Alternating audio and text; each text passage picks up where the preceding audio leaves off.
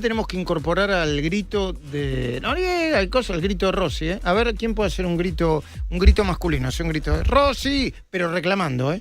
¡Rossi! Salió medio cortito, pero Y Rossi, pero son tiene dos sílabas. A ver, Noriega, poner de Majul, a ver qué energía le pone la señora Majul. ¡Majul! Claro, es como tiene está que... muy enojada, no me puedo enojar con Pablo de esa manera. No, bueno, pues entonces... Bueno, voy a hacer un intento más. Rossi, muy buenas tardes, Pablo Rossi. ¿Qué tal? ¿Cómo va, Majul? ¿Qué Bien. tal, Noriega? Le agradezco la deferencia, la educación Sí. y la contemplación. Claro, está Gracias muy por la deferencia, como diría Paulino Rodríguez, que Sí, habla sí. todo así. Sí, ceremonioso. Todo diplomático. Bueno, Pablo, esto de las pensiones por invalidez ya conocíamos algunos datos y ahora se está avanzando. Me parece que en este caso, Pablo, de manera un poquitito más pensada e inteligente. Primero denuncia penal, auditorías en los lugares donde se produjeron la mayor parte de irregularidades y luego vendrá un pedido de quite estas pensiones por invalidez, y los negocios que hay alrededor. No sé si tuviste oportunidad de escuchar la nota con el Españuelo, pero te tiro el dato más relevante para nosotros. Españuelo descubrió que detrás de cada pensión por invalidez hay un nuevo negocio, bajo un servicio que se llama Incluir, y en el que están involucrados clínicas públicas y sanatorios y establecimientos públicos, pero también privados. Por supuesto, esa es la dimensión de la maraña que debe afrontar un gobierno que quiere cambiar de raíz algunas malas praxis.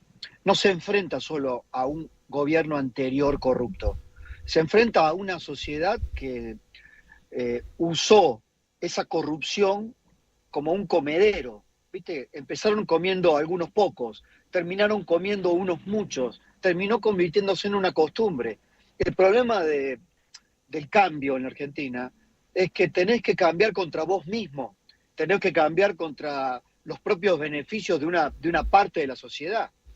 Entonces, ahí está el gran desafío. Y ahí está, dijiste algo claro, ahora más serio, ahora más pensado. Estos cambios se tienen que dar justamente para que sean perdurables, para que puedan penetrar hasta el hueso, tienen que estar bien pensados y dispuestos a realmente llegar hasta el hueso. Imagínate la complicidad de gobernadores, intendentes. Claro, cada uno hizo sacó su cuota parte de un sistema de corrupción, que además es muy delicado, porque cuando hablas de pensiones por discapacidad, estás hablando de que hay alguien que hay alguien que se usó como víctima o fue usado como una víctima, una falsa víctima. En el medio tenés pensiones absolutamente imprescindibles, necesarias, que no podés cortar, como un cirujano que se enfrenta a un dilema muy, muy grande. Doy algunas precisiones sobre las pensiones por invalidez. Se supone que el decreto original o la norma original que involucraba las pensiones por invalidez, vos tenías que demostrar que tenías un 75% de discapacidad para que te las dieran. Se supone también que con el tiempo desnaturalizaron, porque le fueron poniendo como normas por encima de la norma, articulitos, decretos. Claro, de manera que pueda entrar cualquier cosa. Y pusieron como excepciones. Entonces, en algunas zonas hay niños. Claro. Que de repente hay que vos decís, pero no tiene no tiene razón de ser, excepto que tenga el problema de que no llegue la comida. Bueno, le metieron una excepción dentro de otra excepción. ¿Y por qué Macri? Viste que hablamos de implementación también. ¿Por qué el gobierno de Macri no lo pudo hacer? Porque primero presentó la alerta, después una organización colectiva, que ahora no me acuerdo, la nombró Españuelo, pero no me acuerdo cómo se llamaba, presentó un recurso de amparo y un juez, no sé si un juez o una jueza kirchnerista, no solamente dijo no al lugar, sino que a partir de ahora sigan con las pensiones por invalidez, todo lo que se les ocurra. ¿Se entiende, no, Pablo? Porque las convirtieron en un subsidio universal. Claro. Acá, cuando se empezaron a universalizar los subsidios, la asignación universal por hijo, dijeron listo, acá libre acceso. Se empiezan a abrir las puertas, libre acceso. Esto es la excepción de la excepción de la excepción de la excepción. Y terminaron, obviamente, desnaturalizando algo que debía tener una precisión en aquellos que verdaderamente lo necesitaran. Esa fue la política kirchnerista. Volver de eso es muy complicado, porque reitero, no vas contra un puñado, un grupo importante de políticos corruptos, inescrupulosos, que no les importó manejar la plata de otros para beneficio propio, porque eso le traía votos, sino ya con gente que se vio beneficiada. Y en un momento como este, quitar cualquier tipo de beneficio, como digo, en plena crisis, es traumático. Claro, porque donde te equivocás dejas a alguien que realmente lo necesita al borde del sistema. Vos sabés, Pablo, que una de las cosas que nos contó Españolo era que organizaban, de repente iban a una localidad y repartían medio como si fuera un plan de vacunación, ¿viste? Claro. Vamos a Roque Sáenz Peña a vacunar a todos los chicos de tal cosa. Y en realidad lo que hacían era dar planes de discapacidad, pensiones por discapacidad. Es impresionante eso. ¿Ustedes se acuerdan que antes los diputados y senadores tenían la chance de asignar pensiones graciables? Pensiones graciables, sí. Y perdón, en algunas provincias todavía están vigentes, ¿eh? Estuve ahí preguntando, sí. Bueno, y cuando dejaron de tener esas posibilidades, estas potestades, se le agregó la potestad indirecta de dar trabajo, tener 20 asesores. Entonces, las mil y una formas de la corruptela, de la corrupción, de los sobresueldos, de la política, de la demagogia con la de otros, no con la de ellos, dicho no con sea, la tuya. Dicho sea de paso, cada pensión por invalidez, el 80% de una jubilación mínima, 200 lucas más o menos, 200 lucas, un palo 200, pensiones por invalidez a 200 lucas por pensión. ¿Cómo se paga? La maquinita. Sí. Es muy fácil. La maquinita. Ahora bien, esa es una cara. Esa es la cara estructural. Esa es la medicina imprescindible.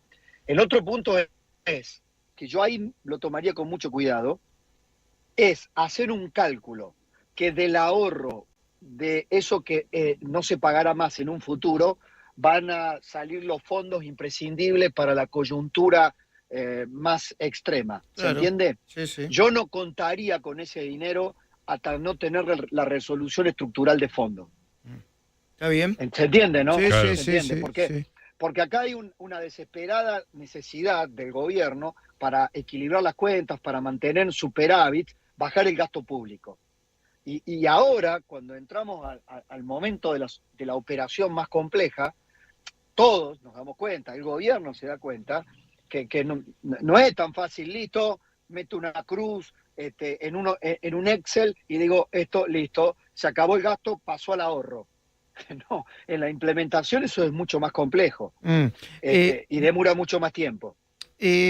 Pablo, no quería dejar, yo sé que habló Caputo, el ministro, en el programa de Antonio Laje, es un tema también, y si querés lo abordamos, obviamente, es tu momento, es tu espacio, pero no quería dejar de vincular esta decisión económica con la política.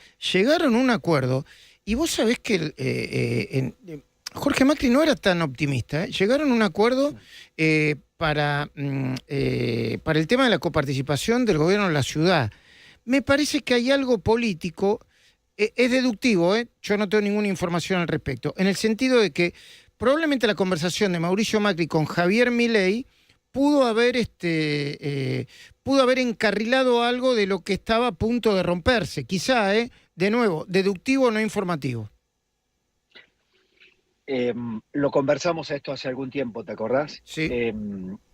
Y en la presunción te dije, a lo mejor si me equivoco te lo reconozco al aire. En la presunción de inicio iban a llegar a un acuerdo. Iban a llegar a un acuerdo. Sí. Y que iban a llegar a este acuerdo, no por razones económicas, por razones políticas. Obviamente por razones políticas.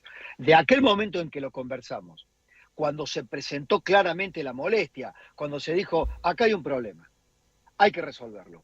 Pasó mucha agua bajo el puente, pasaron los roces que ocurrieron con Macri, su molestia en el 9 de julio, con algún funcionario de Bullrich echado que era de la confianza de Ritondo, hombre de Mauricio Macri, pasó el enfrentamiento en la provincia de Buenos Aires, pasó la asamblea del PRO en la pelea con Bullrich, mucho ruido en la relación gobierno-PRO, demasiado ruido en la relación gobierno-PRO. Y demasiado importante es el PRO estructuralmente por hoy, mientras deducen que muchos votantes del PRO hoy están con la Libertad Avanza, pero no lo tienen demasiado en claro en el gobierno. Hoy el PRO es el PRO y es el principal aliado, es el que te ha ayudado con mucho esfuerzo, a duras penas, a cerrar los desafíos políticos más importantes que has tenido en el Congreso. No daba para que Claro. el principal distrito gobernado por el PRO, la fuente original de la geografía del poder del PRO, fuera boicoteada por por una negativa del ministro de Economía a cumplir con una sentencia ni más ni menos que de la Corte Suprema. Claro, un doble desafío era, Pablo, era contra la Corte Suprema y contra su aliado más cercano, ¿no? Exactamente. Lo voy a poner en una posición bastante más odiosa. Es, ¿cuánto está dispuesto a parecerte al kirchnerismo? Claro. Claro. ¿Cuánto está dispuesto a parecerte al kirchnerismo? Cuando viniste a reemplazar justamente ese populismo corrupto, amañado, que no aceptaba los fallos de la Corte, que de ninguna Corte, en el origen, ni en el Tribunal de Santa Cruz, y después luego en la Corte Suprema de Justicia. ¿Cuánto más republicano estás dispuesto a ser que el kirchnerismo? Es un desafío para la Libertad Avanza, para el propio gobierno. Por eso todo esto estaba en juego, Luis, me da la sensación, y por eso ahí no me cabe la menor duda, la cordura, la inteligencia de Francos, ¿no? Su tarea de canciller, de armador político, de solucionador de problemas, debe haber estado muy presente. Pablo, la entrevista que dio Caputo hoy a Antonio Laje y el dato de que resultó finalmente ¿qué palabra utilizamos ayer que me la planteó un directivo de banco y yo lo optatorio, con el método optatorio, un poco optativo y obligatorio de no ejecutar los puts todos juntos y cambiarlos por un nuevo bono, está empezando a de sacarle ruido a la economía y al mercado cambiario? Esperemos que sí. Y ahí me planto. Esperemos que sí. Acá, actores fundamentales. Yo creo que acá ha estado en la dirigencia de los bancos la gran llave para destrabar esto, ¿no? Los que manejan los fondos en los bancos. La contracara es que, como ocurre con los fondos del Estado, los bancos no manejan fondos propios. Los bancos manejan fondos de los depositantes, ¿no? Y acá hay una confianza importante en el manejo, después de la crisis del 2001, del corralito, de lo que pasó en aquella oportunidad, en aquel entonces, con los depósitos en dólares. Hubo cambios en el sistema financiero, digamos, se dejó de tener temor por los depósitos, más allá de algunas corridas, de algunos momentos en todos estos años que pueden haber ocurrido, sí, de duda y temor. Ahora, lo que está en juego son los fondos en pesos. Y aquí creo que los bancos han actuado bajando bajando cualquier tipo de especulación, y acompañan al gobierno. Los bancos, el gobierno lo ha agradecido, creo que lo ha puesto por allí. Los bancos acompañan al Banco Central, acompañan al Tesoro a terminar de limpiar, digamos, lo que nunca debía haber sido, los famosos pasivos remunerados y toda esa bola de nieve que no se termina, por supuesto. Ahora el desafío va a ser otro. Ahora el desafío va a ser del gobierno, lo voy a poner en estos términos, porque eso no desapareció, esa deuda. Los bancos aceptaron quitar la pistola contra la sien del Banco Central. Pero esas deudas esos bonos han cambiado de manos, del Banco Central al Tesoro. Y esa deuda se va a tener que refinanciar el año próximo. El gobierno se pone desafíos sobre sí mismo, limpia el Banco Central, pero se pone desafíos en su propio camino. Y ese camino va a ser más adelante. Está solucionando problemas de coyuntura, no es que lo esté pateando para adelante para agravarlos, intenta patearlos para adelante pensando en que lo que está haciendo hoy va a generar un círculo virtuoso el año que viene. Y con esto cierro. ¿Cuál va a ser el círculo virtuoso que necesita el gobierno el año que viene para que esto no se le transforme en un problema igual o peor? Que tenga crédito abierto para refinanciar deuda. Es decir, que para el año próximo haya salido el cepo y la Argentina tenga crédito. La llave de todo es salir del cepo y que la Argentina tenga crédito. Con esto el gobierno se da un tiempo más para salir del cepo. Se da un tiempo más para obtener la credibilidad necesaria para borrar una parte del prontuario que tiene ante el mundo inversor. Esto es lo que ha logrado por ahora el ministro de Economía, el Banco Central y el gobierno.